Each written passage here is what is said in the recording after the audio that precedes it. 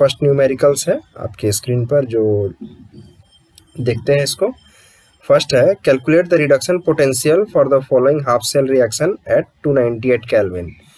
मतलब जो ये जो इक्वेशन दिया हुआ है ये हाफ सेल के लिए इक्वेशन है, एंड इसका जो है रिडक्शन पोटेंशियल हम लोग को फाइंड करना है एट 298 केल्विन पर।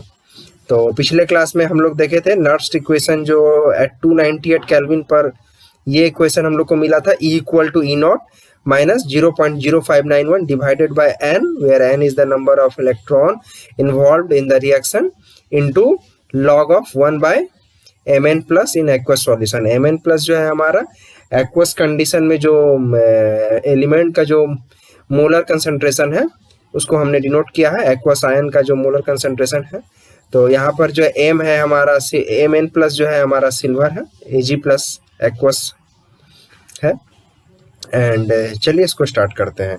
तो इसमें जो कंडीशन जो दिया हुआ है Ag प्लस का जो कंसंट्रेशन है 0.1 m, ठीक है। एंड E नॉट का value standard reduction potential of silver जो है ये हमारा 0.8 वोल्ट दिया हुआ है। एंड इस वैल्यू को हम नर्स इक्वेशन में पुट करते हैं और देखते हैं आगे क्या होता है। देखिए E equal to E not है। E नॉट के लिए देखिए E equal to E not minus 0.0591 divided by n into log of 1 by Ag plus aqueous. And हमको जो है यहाँ पर दिया हुआ है जैसा कि हम देख चुके हैं, E नॉट वैल्यू जो है हमारा 0.8 वोल्ट है। n जो है Ag प्लस से Ag में कन्वर्ट हो रहा है, यानी कि सिल्वर प्लस जो है 1 इलेक्ट्रॉन रिसीव करके सिल्वर 0 में कन्वर्ट हो रहा है। तो यहाँ पर जो n हो जाएगा हमारा 1 इलेक्ट्रॉन है तो 1 लेंगे, n equal to E not value 0.8 volt है और Ag प्लस एक्वस का जो कंसंट्रेशन है 0.1 मोलर कंसंट्रेशन है। तो E नॉट के जगह पर हम 0.8 लेंगे minus 0.0591 divided by n equal to 1 है, 1 लेंगे एंड लॉग ऑफ 1 बाय 0.1 लेंगे। एंड इन सभी को जब सॉल्व करते हैं तो हमारा जो वैल्यू आता है 0.741 वोल्ट। नेक्स्ट है हमारा calculation of EMF from the Nernst equation. मतलब नर्स्ट इक्वेशन का मदद से हम किसी भी सेल का EMF फाइंड कर सकते हैं। तो हम एक एग्जांपल लेते हैं जो गैल्वेनिक सेल में जिंक एंड कॉपर का हम लोग एग्जांपल पढ़े हुए हैं, galvanic cell of zinc and copper electrode. तो उसी को हमने यहाँ पर लिया है। ये हमारा एक सेल नोटेशन है गैल्वेनिक सेल का, जिसमें ये जो 2 लाइंस है ये सॉल्ट ब्रिज को दिखाते हैं। एंड इसके लेफ्ट साइड में जो नोटेशन होता है वो एनोड के लिए है एंड राइट हैंड साइड में जो नोटेशन है वो कैथोड के लिए है। यानी हमारा जिंक इलेक्ट्रोड जो है एनोड है एंड कॉपर जो है कैथोड के फॉर्म में वर्क करेगा। सबसे पहले ये जो हम कैलकुलेशन कर रहे हैं EMF फाइंड करने के लिए, ये 298 केल्विन पर हम लोग कर रहे हैं। और 298 केल्विन पर करने के लिए सबसे पहले हमको क्या करना पड़ेगा कि जो भी सेल है हमारा उस सेल का इलेक्ट्रोड पोटेंशियल पहले हमको फाइंड करना पड़ेगा। तो पहले फर्स्ट हाफ सेल जो है हमारा ऑक्सीडेशन हाफ सेल का इलेक्ट्रोड पोटेंशियल फाइंड करते हैं। इसका जो हमारा फॉर्मूला है एज पर नर्स्ट इक्वेशन जो हम लोग पहले भी देख चुके हैं, और उसी फॉर्मूले को यहाँ हम जिंक इलेक्ट्रोड के लिए यूज़ करेंगे। तो यहाँ पर इसमें जो है हमारा E of Zn2 plus oblique Zn equal to E not और E not of Zn2 plus oblique Zn minus 0.0591 divided by n into log of 1 by Zn2 plus aqueous. अब देखेंगे जैसा कि नर्स्ट इक्वेशन का फॉर्मूला होता है E equal to E not minus 0.0591 divided by n into log of 1 by n plus aqueous condition, ठीक है। तो उसी फॉर्मूले में हमने जिंक को इनबिल्ट किया है और उसको इनबिल्ट करने के बाद ये हमारा फॉर्मूला आया। और सिमिलरली ये कैथोड के लिए भी हमने किया, यानी कि कॉपर जो हमारा कैथोड के फॉर्म में वर्क कर रहा है। तो ये हमारा इक्वेशन हो गया। अब उसके बाद जो है हमको EMF फाइंड करना है। तो EMF फाइंड करने के लिए ये जो हमारा वैल्यू आया है एज पर फॉर्मूला जो होता है EMF of the cell is equal to EMF of cathode minus EMF of anode. तो ईएमएफ जो हो जाएगा total equal to EMF of cathode हमारा हो जाएगा कॉपर सेल का। तो कॉपर का ये जो फॉर्मूला हो गया ये हमने यहाँ लिखा है। कॉपर इलेक्ट्रोड के कंडीशन में जो नर्स्ट इक्वेशन आया था ये वाला पार्ट को हमने यहाँ पर लिखा है, minus E naught of anode, sorry E not नहीं, ई ऑफ एनोड, यानी कि हमारा रिडक्शन पोटेंशियल ऑफ एनोड। तो ये हमारा रिडक्शन पोटेंशियल ऑफ एनोड जो ये हमारा ऊपर वाला इक्वेशन आया था उसको लिखा है हमने। और since E of cathode minus E of anode था इसलिए हमने ई of cathode minus E of anode किया है। और जब इसको हम आगे फर्दर इंक्रीज करते हैं, मतलब प्रोसीड करते हैं, तो हमारा जो फॉर्मूला है इसको फिर से जो हमने लिखा है इसको आगे सिंप्लीफाई करते हैं। तो नेक्स्ट इक्वेशन हमारा आता है E naught of copper 2 plus oblique Cu0 minus E naught of Zn 2 plus oblique Zn।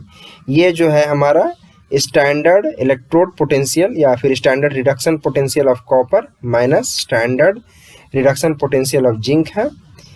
फिर उसके बाद माइनस साइन हम लोग लेते हैं, ब्रैकेट ओपन करते हैं और उसके बाद जो दोनों में कॉमन है उसको यहाँ लिखते हैं 0.0591 बाई एन कॉमन था।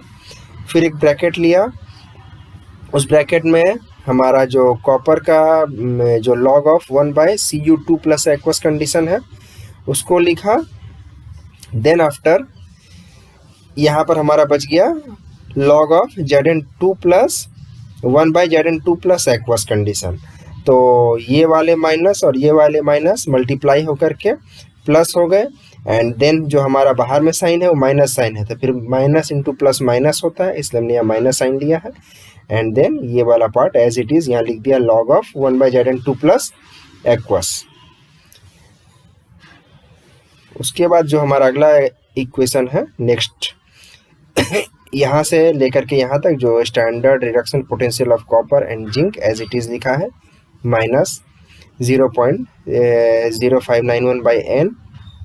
और उसके बाद हम जानते हैं कि log a minus log b अगर दोनों का बेस सेम रहे, जैसे यहाँ पर हमने log a to the base 10 minus log b to the base 10 लिया है, तो इसको जब हम आगे फर्दर प्रोसीड करते हैं तो इसका सॉल्यूशन आता है log a बाई b।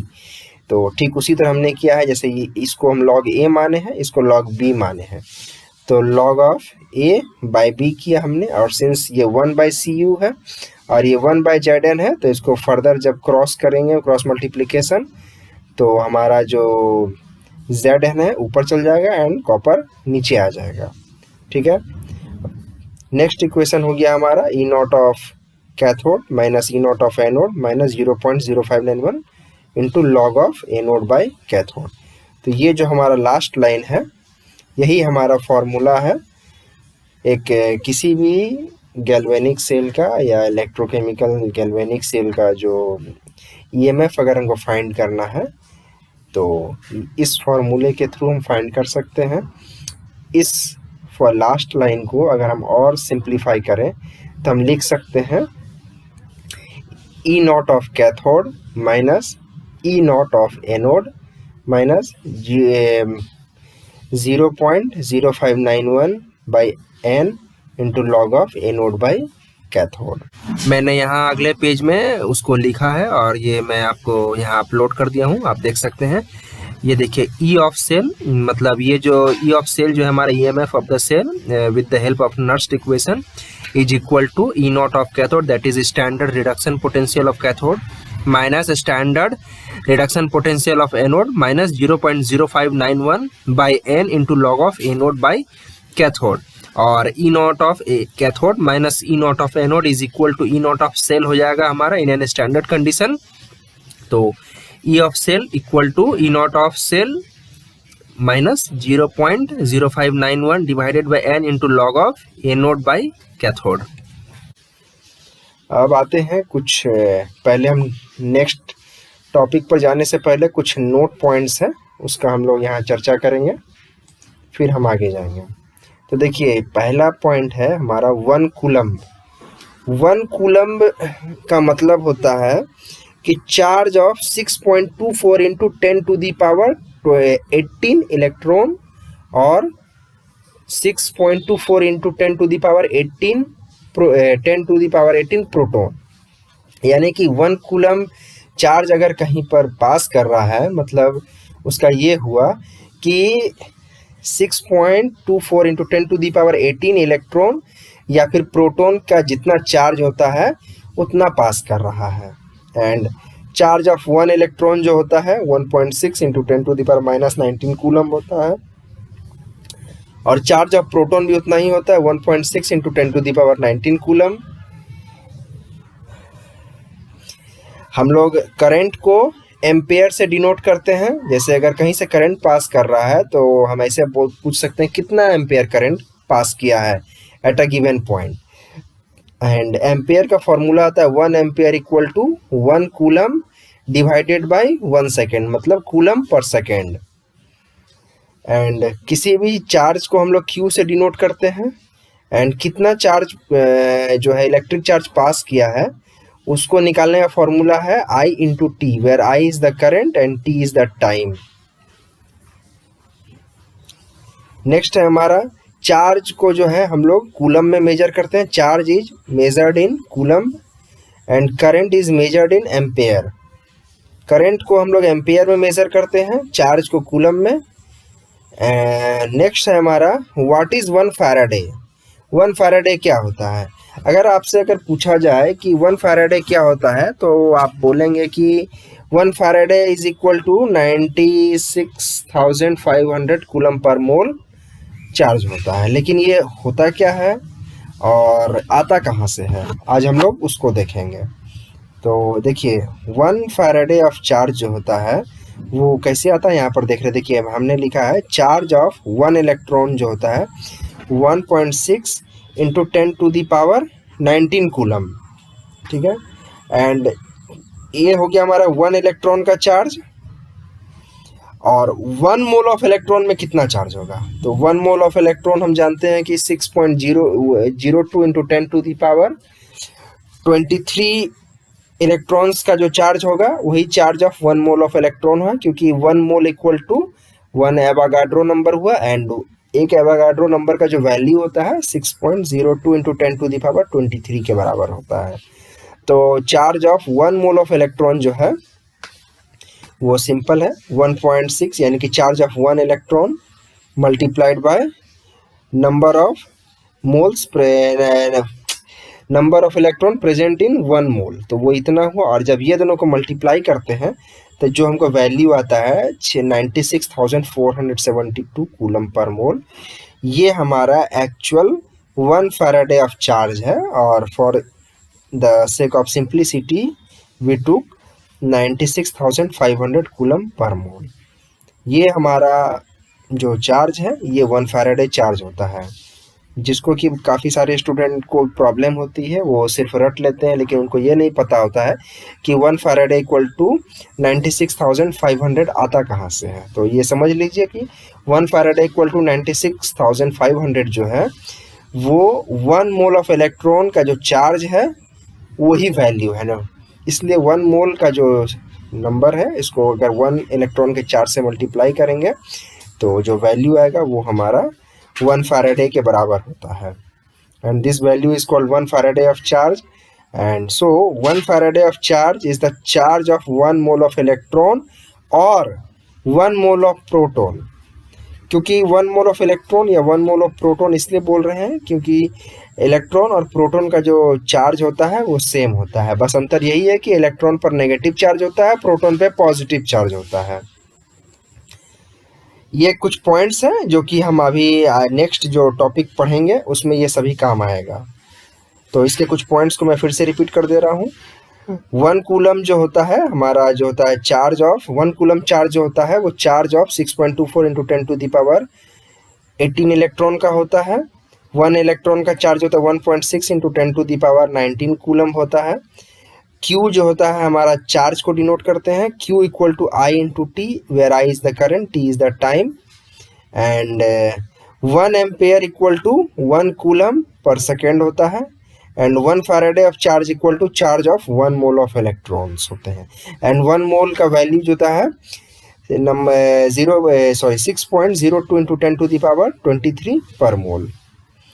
अब नेक्स्ट है हमारा फैराडे लॉ ऑफ इलेक्ट्रोलाइसिस। जहां कहीं भी इलेक्ट्रोलिसिस प्रोसेस होगा, उस इलेक्ट्रोलिसिस प्रोसेस के जो फेनोमेनन है वो फैराडे लॉ से गवर्न होते हैं।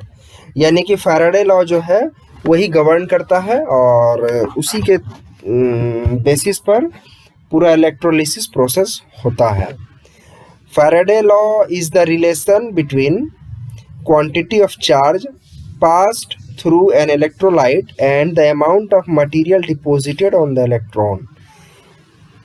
सिंपली बस यही है कि कितना अमाउंट ऑफ चार्ज पास किया है फ्रॉम दैट इलेक्ट्रोड एंड उतना अमाउंट ऑफ चार्ज के पास करने के कारण कितना मटेरियल डिपॉजिट हुआ है उस इलेक्ट्रोड पर।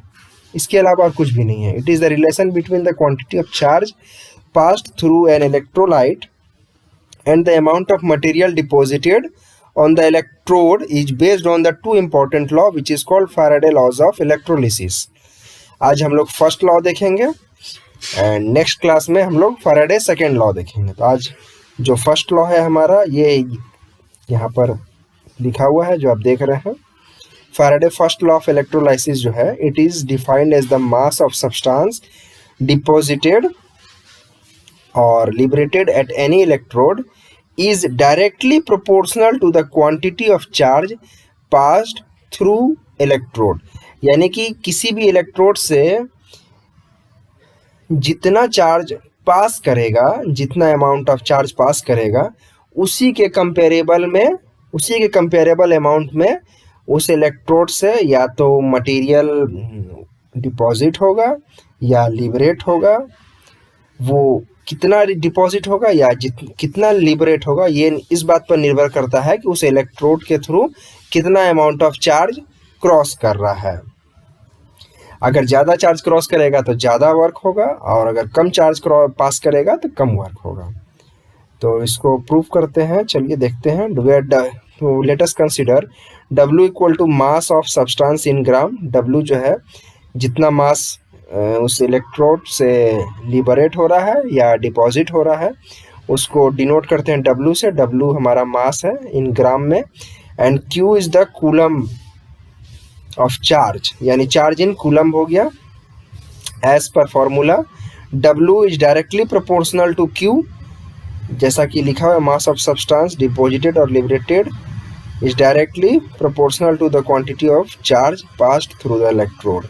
तो किसी इलेक्ट्रोड से जितना चार्ज पास करेगा उसी के अकॉर्डिंगली जो है मटेरियल डिपॉजिट और लिबरेशन होगा, डिपॉजिट होगा या लिबरेट होगा। तो फर्स्ट हमने देखा W is directly proportional to Q।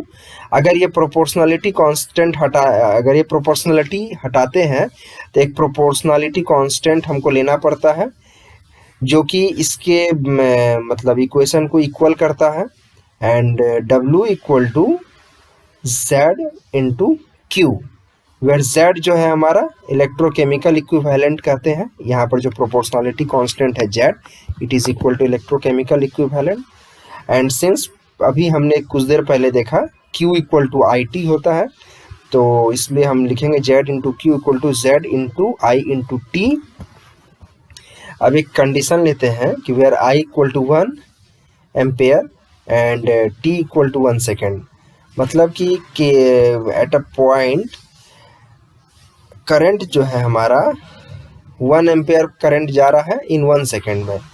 तो I इक्वल टू 1 और T इक्वल टू 1 जब पुट करेंगे तो W इक्वल टू Z हो जाएगा।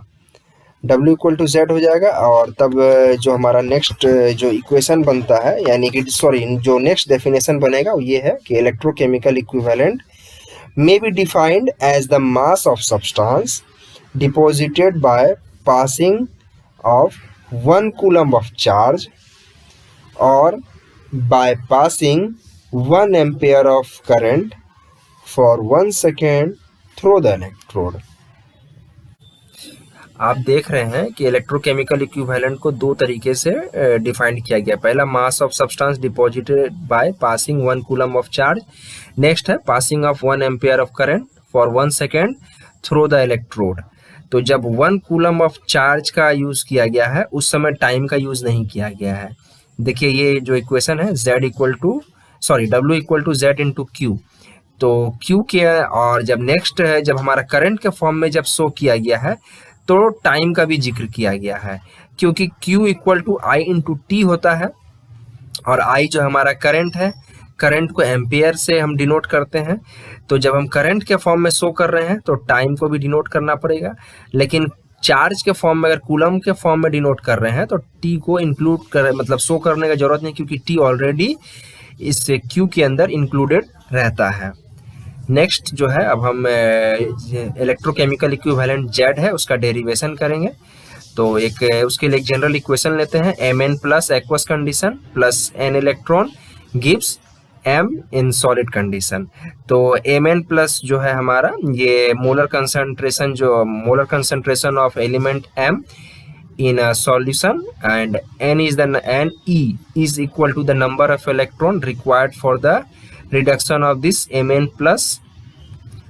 नेक्स्ट है हमारा A जो है हमने M जो एलिमेंट M है इसका एटॉमिक मास लिया है, और ये जो N है N इज द वैलेंसी है, क्योंकि देखिए M N प्लस कंडीशन में है, N प्लस कंडीशन में है तो इसका मतलब हुआ कि N इलेक्ट्रॉन को ये रिसीव करेगा तो ये कम्प्लीटली रिड्यूस कर जाएगा और इलेक्ट्रोड के ऊपर या उसके अगल बगल जो है डिपॉजिट कर जाएगा या लिबरेट कर जाएगा, जो कुछ भी होगा।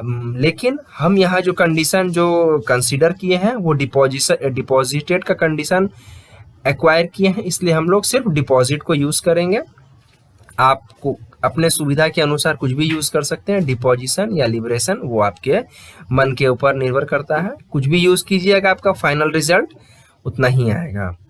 तो नेक्स्ट है हमारा n इज़ द वैलेंसी। ये इस एलिमेंट जो है हमारा उसका ये वैलेंसी भी हो सकता है या फिर उतना मोल of electron required for taking part in the reduction reaction. Since ये जो है हमारा 1 मोल है, 1 मोल ऑफ Mn प्लस जो है n मोल ऑफ इलेक्ट्रॉन को रिसीव करके 1 मोल ऑफ दिस एलिमेंट जो है रिड्यूस कर जाता है। नेक्स्ट है हम लोग पहले ही देख चुके हैं 1 फैराडे ऑफ चार्ज जो होता है वो charge of 1 mole of electrons होता है।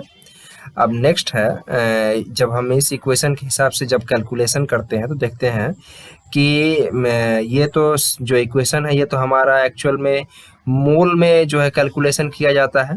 तो यानी 1 mole of Mn plus aqueous n mole of electron receive करने के बाद M के फॉर्म में जो है रिड्यूस होकर के यहाँ पर आ जा रहा है, इसलिए इसको जब हम कैलकुलेट करते हैं देखते हैं n into 96,500 coulomb of charge, यानी कि n ये तो हमारा 1 मोल ऑफ चार्ज है और यहाँ पर n मोल यूज हुआ है, तो n से मल्टीप्लाई कर दिए, n into 96,500 coulomb of charge is capable to deposit the a gram of element M।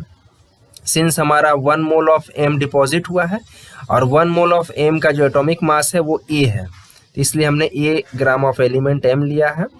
और यूनिटरी मेथड के हिसाब से अगर इतना कूलम चार्ज जो है इतना मेटल को इतना एलिमेंट को डिपॉजिट कर रहा है तो 1 कूलम ऑफ चार्ज जो है वो A by n into 96,500 gram of element को डिपॉजिट करेगा।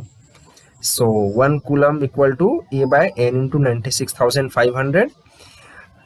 लेकिन हम लोग अभी कुछ देर पहले देखे थे कि यहाँ पर देखा था हमने W इक्वल टू Z हम लोग को मिला था, ठीक है, और इसको हम लोग अभी यहाँ यूज़ करेंगे। तो हमने देखा था कि जो हमारा इलेक्ट्रोकेमिकल इक्विवेलेंट है जो Z है वो जो है 1 coulomb of charge will deposit the mass of element and it is equal to Z। तो 1 कूलम ऑफ चार्ज जो होता है वो जितना मास को डिपॉजिट करता है वो ही उसका इलेक्ट्रोकेमिकल इक्विवेलेंट होता है। तो यानी कि Z इक्वल टू 1C हमारा हो गया। अब हम देख रहे हैं कि 1C इक्वल टू Z आ रहा है and 1C equal to A by A divided by n into 96,500 आ रहा है। जब इक्वेशन 3 और इक्वेशन 4 को जब हम कंपेयर करते हैं तो हमको मिलता है Z equal to 1C and it is equal to A by n into 96,500, ठीक है। और फिर इसको जब हम नेक्स्ट फर्दर प्रोसीड करते हैं तो z equal to a by n into 96,500 आता है। एंड फिर a बाई एन जो है हम इसको अलग कर लेते हैं, इंटू 1/96,500 लिखते हैं। और a बाई एन जो है वो इक्विवेलेंट मास के बराबर होता है। किसी भी एलिमेंट का जो इक्विवेलेंट मास होता है कि वो उसका जो फॉर्मूला होता है वो atomic mass divided by there valency होता है। तो यहाँ पर n जो है वैलेंसी है और a जो है एटॉमिक मास है। तो a बाई एन जो है हमारा E के बराबर हो गया। E is the equivalent mass of that element, इसलिए z equal to E into 1/96,500 लिखते हैं। और इसको फर्दर जब क्रॉस मल्टीप्लीकेशन करते हैं तो E equal to z into 96,500 आता है। तो ये जो हमारा फॉर्मूला मिल गया, ये z निकालने का फॉर्मूला हो गया। इस फॉर्मूले से z भी फाइंड कर सकते हैं, इलेक्ट्रोकेमिकल इक्विवेलेंट। E भी फाइंड कर सकते हैं, E हमारा हो गया इक्विवेलेंट मास। तो इसको हम ऐसे भी बोल सकते हैं, equivalent mass of an element is the mass of element deposited by passing of 96,500 coulomb of charge. तो आज के क्लास में बस यहीं तक देखेंगे।